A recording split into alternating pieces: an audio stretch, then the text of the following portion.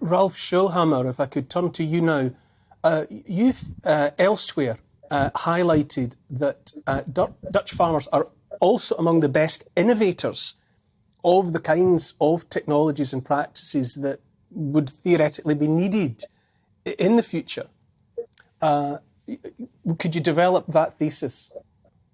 Yeah, absolutely. If you look at the cooperation in the Netherlands between the agricultural sector and the research institutions, it's absolutely fascinating. The Dutch their agricultural sector is probably the best in the world. And I mean, if we say given the size of the country, it definitely is the best in the world.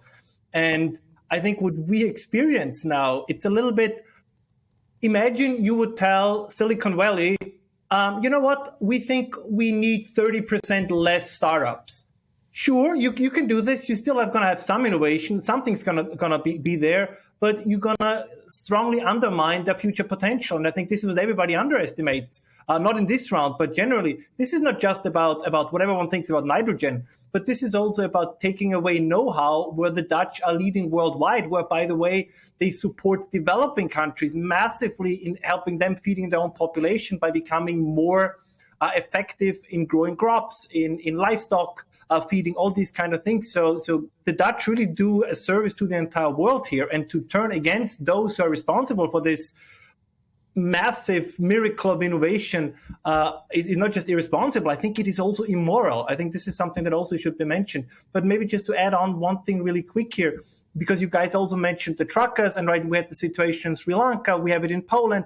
We experienced this weird situation, which is like an upside down Marxism. So we have the working class, and by working class, there are many wealthy farmers as well. But I mean, those people who really keep things going, right? Who put food on your table. They want to maintain the blessings of industrialization. And then you have kind of the cultural intellectual elite that kind of wants to abandon industry altogether. So it's exactly the other way around that Marx would have expected. And something that the previous speaker, I think, said so beautifully.